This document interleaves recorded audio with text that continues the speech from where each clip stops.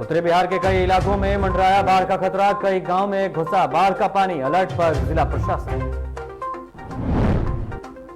राजधानी सहित 11 जिलों के लिए अगले 48 घंटे तक रेड अलर्ट जारी, मौसम विभाग ने लोगों से सतर्क रहने की अपील। नमस्कार, मैं हूं अविनाश पांडे और आप देख रहे हैं डीटीवी भारत। अब से कुछ देर के बाद पशुपतिनाथ पारस गुट का जो होगा वो प्रेस कॉन्फ्रेंस होने वाला है। आपको बता दें कि ये एलजेपी कार्यालय में होगा और वो सीधी तस्वीरें हम आप तक दिखाएंगे, जहां पर पशुपति कुमार पारस और इसके अलावा जो तमाम बड़े नेता होंगे वो वहां पर मौजूद रहेंगे। आपको बता दें कि इसके साथ साथ जिस तरीके से स्थितियां हैं, खबर निकलकर ये सामने आ रही है कि अब से कुछ देर के बाद वो प्रेस कॉन्फ्रेंस शुरू होगी और उस प्रेस कॉन्फ्रेंस में क्या कुछ कहा जाएगा, किस तरीके से अपनी बातें रखेंगे पशुपति कुमार पारस और जो तमाम बड़े नेता हैं, वो देखना बड़ा दिलचस्प होगा। क्योंकि एक तरफ चिराग पासवान की माने तो वो कोर्ट जा सकते हैं, कानूनी लड़ाई लड़ने को वो तैयार हैं। हालांकि इस बीच देखिए जो तस्वीरें हम आपको दिखा रहे हैं, उन तस्वीरों में देखकर आप समझ सकते हैं कि जो पशुपति कुमार पारस का गुट है उससे चिराग पासवान अलग हो गए हैं या उस गुट से चिराग पासवान को अलग कर दिया गया है।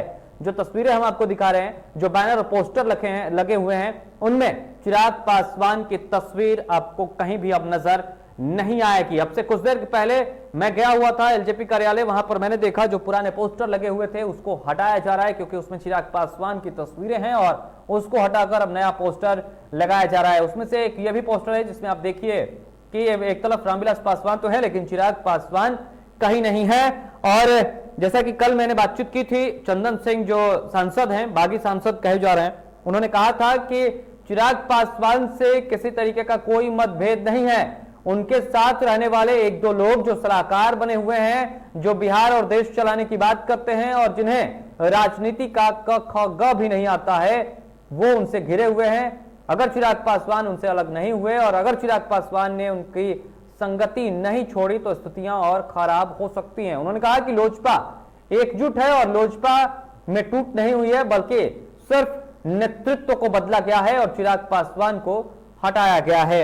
नए अध्यक्ष के रूप में पशुपति कुमार पारस होंगे, ये खबरें निकलकर सामने आ रही है। क्योंकि कल ही चंदन सिंह से जब मैंने बातचीत की थी तो उन्होंने कहा था कि हमारे नेता पशुपति कुमार पारस हैं और उन्हीं को चुना जाएगा।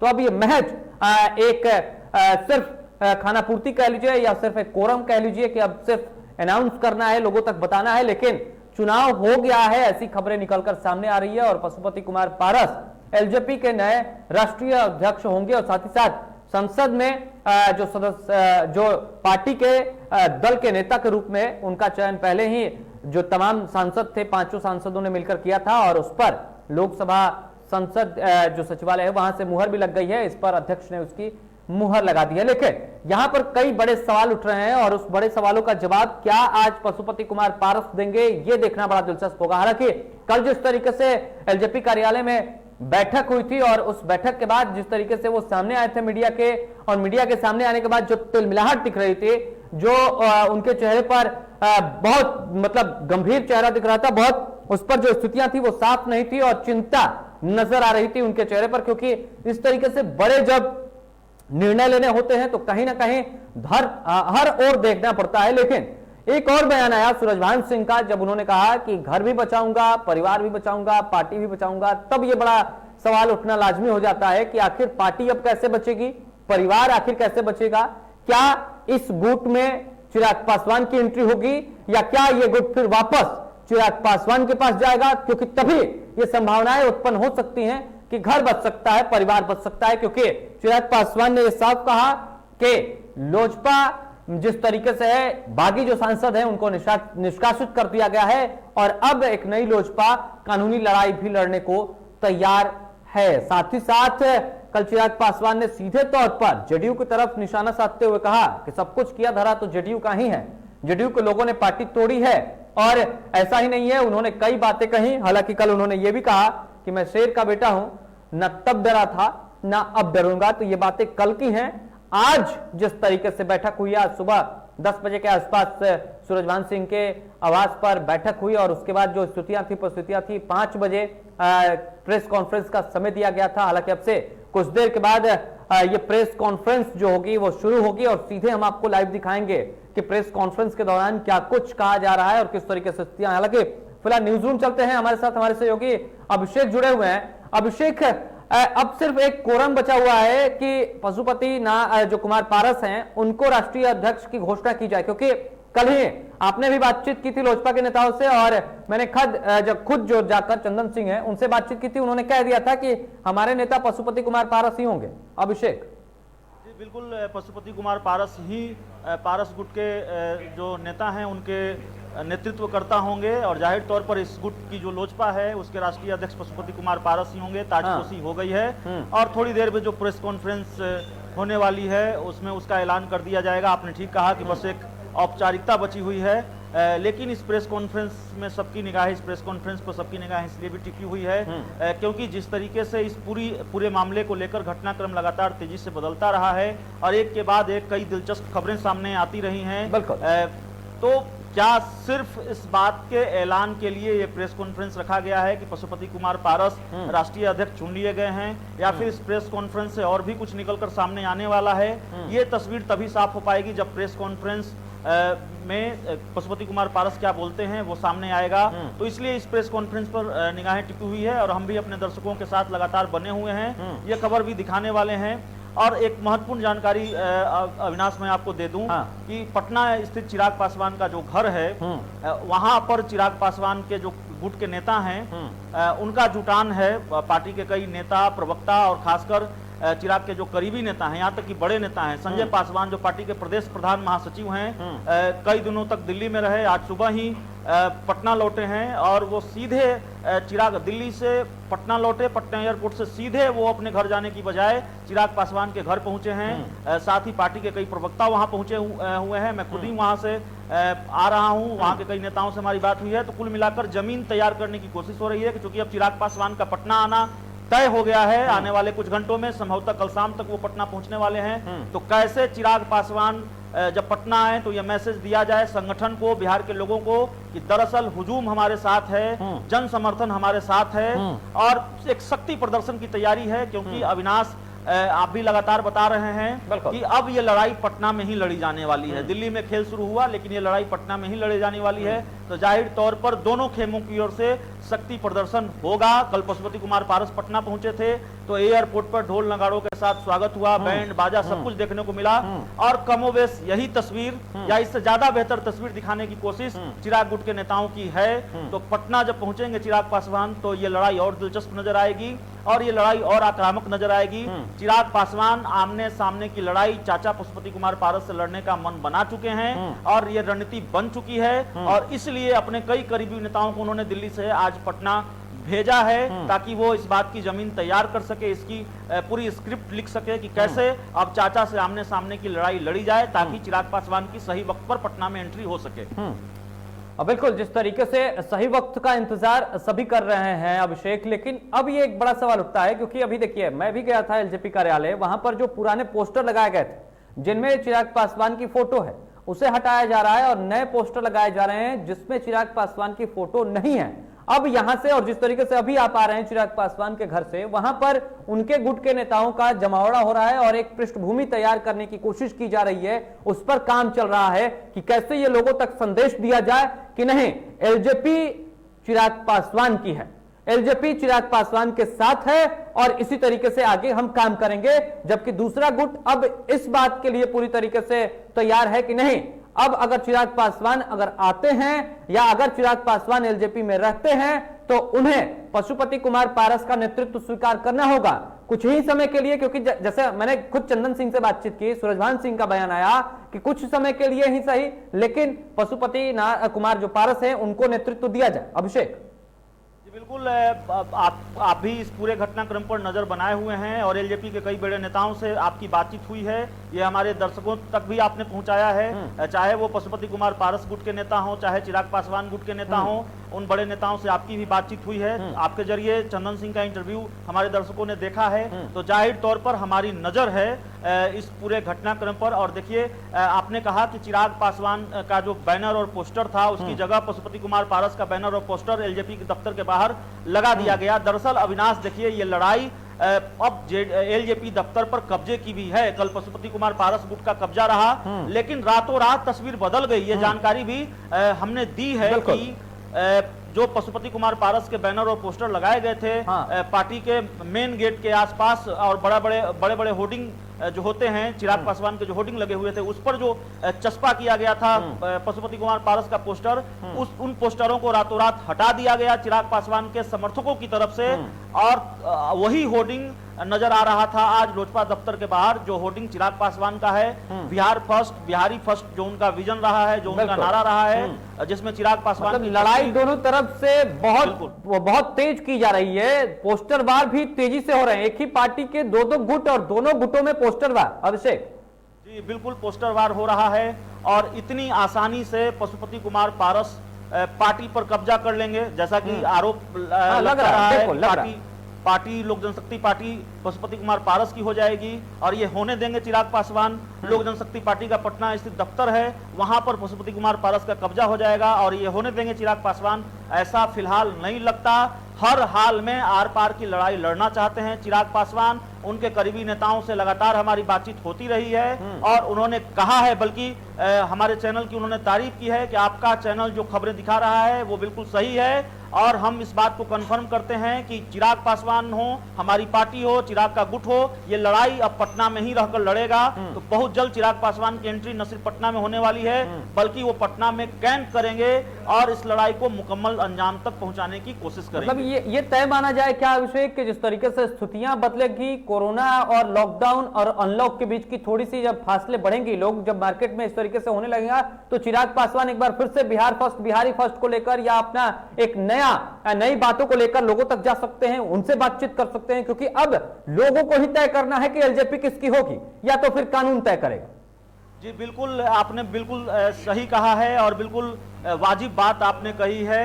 चिराग पासवान बिल्कुल यही करने जा रहे हैं। वो अगर पटना आ रहे हैं, बिहार आ रहे हैं, तो सिर्फ इसलिए नहीं आ रहे हैं कि चाचा पशुपति कुमार पारस से उनको आर पार की लड़ाई लड़नी है।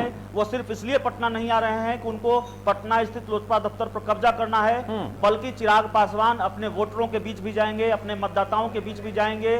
कोई यात्रा शुरू कर सकते हैं, कोई अभियान शुरू कर सकते हैं, ताकि संगठन के लोगों को, अपने मतदाताओं को, और आप जानते हैं, बिहार जानता है कि उनका एक खास वोट बैंक है, तो उस वोट बैंक पर पकड़ बनाए रखने के लिए चिराग पासवान को जो भी ठीक लगेगा वो करेंगे। तो आपकी बात सही है कि चिराग पासवान कोई यात्रा शुरू करें, या फिर अपने लोगों के बीच जाएं, अपने मतदाताओं के बीच जाएं, अपना उनका जो वोट बैंक है उस पर पकड़ मजबूत रखने के लिए वो तमाम तरह की कवायद कर सकते हैं। तो ये बात बिल्कुल सही है, और लगातार ये जानकारी सामने आ रही है। चिराग पासवान अपनी पार्टी के नेताओं से लगातार संपर्क में हैं। कल ही उन्होंने फोन किया चिराग पासवान ने पार्टी के जो प्रवक्ता हैं अमर आजाद को। आज उन्होंने फोन किया पार्टी के जो जिलाध्यक्ष हैं अखिलेश सिंह बक्सर के जिलाध्यक्ष हैं, और उनको फोन किया। तो लगातार चिराग पासवान अपने प्रखंड स्तर के नेताओं को, जिला स्तर के नेताओं को, राज्य स्तर के नेताओं को लगातार फोन कर रहे हैं, और हर संभव कोशिश कर रहे हैं कि कम से कम हमारा जो संगठन है वो हमारे साथ खड़ा रहे, उनको अपने पाले में रखा जाए। और फिलहाल जानकारी यही है कि संगठन के मामले में अगर बात की जाए तो चिराग पासवान का पलड़ा भारी है, क्योंकि आज राष्ट्रीय कार्यकारिणी की बैठक थी लोक जनशक्ति पार्टी की, पारस गुट की, और चिराग पासवान के गुट का दावा है कि इस कार्यकारिणी की बैठक में कई कार्यकारिणी के सदस्य नहीं पहुंचे थे। चिराग पासवान को, माफ कीजिएगा, पशुपति कुमार पारस को सिर्फ कुछ लोगों का समर्थन प्राप्त है, संगठन पशुपति कुमार पारस के साथ नहीं है। तो वाकई में बड़ी खबर आप बता रहे हैं कि संगठन जो है वो पशुपति कुमार पारस के साथ नहीं है। फिलहाल तमाम जानकारियों के लिए अभिषेक आपका बहुत बहुत धन्यवाद। हम आपसे फिर जुड़ेंगे, लेकिन यहां रुकते एक छोटे से ब्रेक के लिए। ब्रेक के उस पार आएंगे तो सीधे लिए चलेंगे आपको एलजेपी कार्यालय, जहां पर प्रेस कॉन्फ्रेंस करेंगे अब से कुछ देर के बाद पशुपति कुमार पारस, और आपको दिखाएंगे सीधी तस्वीरें कि क्या कुछ वो कह रहे हैं, किस तरीके से कह रहे हैं। लेकिन यहां रुकेंगे एक छोटे से ब्रेक के लिए।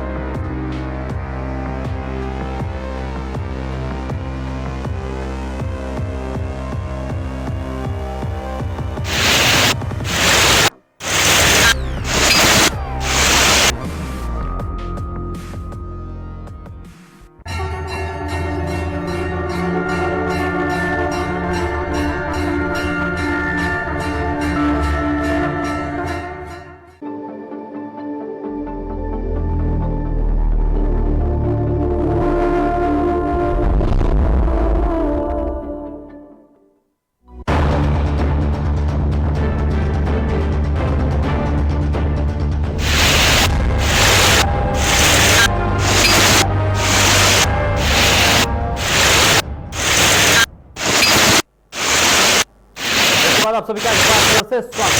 बाढ़ का संकट, जी हाँ, बिहार में एक बार फिर से बाढ़ का संकट मंडराने लगा है। वाल्मीकिनगर बराज से 4 लाख पानी दिया गया है, जिसके बाद गोपालगंज गंडक के जलस्तर में तेजी से बढ़ोतरी हो रही है। सदर प्रखंड के करीब आधा दर्जन से ज्यादा गांव पानी से घिर गए हैं और लोगों को माइक के जरिए गांव से बाहर आने की अपील की जा रही है। सदर एसडीएम के निर्देश पर सदर प्रखंड के 3 जगहों पर जो स्थल है वो बनाई गई है और यहाँ पर लोगों को मवेशियों के साथ रहने की व्यवस्था की जा रही है। सीओ विजय कुमार सिंह ने खुद सदर प्रखंड के मंगराहा, इसके अलावा आपको बता दें कि मकसूदपुर, टोला सहित कई गांव में माइक के जरिए लोगों से ऊंचे स्थानों पर आने की अपील की है। तस्वीरें देखिए किस तरीके से वहां पर जो स्थिति है, पानी का जो जलस्तर है, जलस्तर है वो किस तरीके से बढ़ा हुआ है और सड़क पर देखिए किस तरीके से गाड़ियां जा रही है और इसमें लोगों के जीवन पर काफी प्रभाव पड़ा है। उनकी समस्याएं जो है वो बढ़ गई है, बाढ़ का खतरा तेजी से मंडरा रहा है और ऐसे में बड़ा सवाल ये उठता है तैयारियां किस तरीके से की गई थी। अभी तो उतनी बारिश भी नहीं हुई है, अभी तो उतनी जो दूसरे जगहों से पानी छोड़ा जाता है या नेपाल में जिस तरीके से पानी छोड़ता है वो तो अभी तक इस तरीके से परिस्थिति बनी नहीं है, इतनी जो बारिश अभी तक हुई नहीं है। और ऐसे में ये स्थिति उत्पन्न हो रही है, तो जब बारिश अपने पूरे रफ्तार में होगी, तेजी से होगी और अधिक होगी, तब परिस्थितियां कैसे संभाली जाएंगी, ये बड़ा सवाल उठ रहा है। तस्वीरें देखकर आप समझ सकते हैं कि परेशानी कितनी हुई। जोगीटोला पंचायत में 9 नंबर वार्ड लगता है, लेकिन इसके अंदर में जोगीटोला पंचायत का 1 नंबर वार्ड और 2 नंबर वार्ड और 3, 4 यानी 5 तक पूरा प्रभावित आता है। उसके बाद ये दूसरा प्रतिनिधि का एक टोला पड़ता है, ये भी इसी में आता है। अब इधर से जा रहे हैं, उधर अपना जहाँ उन लोग का व्यवस्था होगा वहाँ जाएंगे।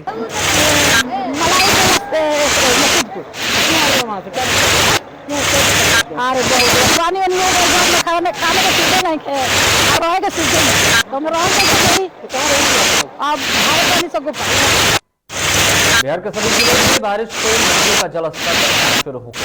विभाग ने अगले 3 दिनों 18 जून तक पटना सहित 11 जिलों के लिए भारी बारिश का रेड अलर्ट किया है। 13 जिलों के लिए ऑरेंज अलर्ट और इसके साथ साथ जिलों के लिए येलो अलर्ट जारी किया है। मौसम विभाग ने अपने जारी अलर्ट में कहा है कि मानसून की अति सक्रियता के कारण अगले 48 घंटे तक न केवल हल्की मध्यम बारिश होगी बल्कि इस दौरान तीव्र गति से गिरने की भी संभावनाएं हैं।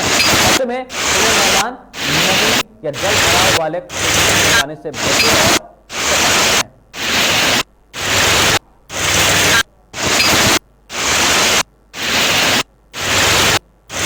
मौसम विभाग का अलर्ट है और इसमें यह है कि अगले जिस तरीके से 2-3 दिनों के लिए मौसम विभाग ने अपने तरफ से अलर्ट जारी करते हुए लोगों को सतर्क किया है। भारी बारिश हो सकती है, स्थितियां खराब हो सकती हैं, वज्रपात की संभावना है।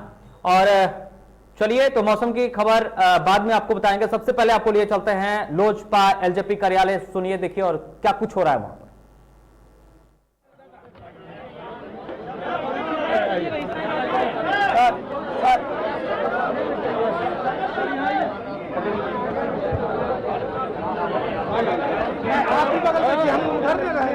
हम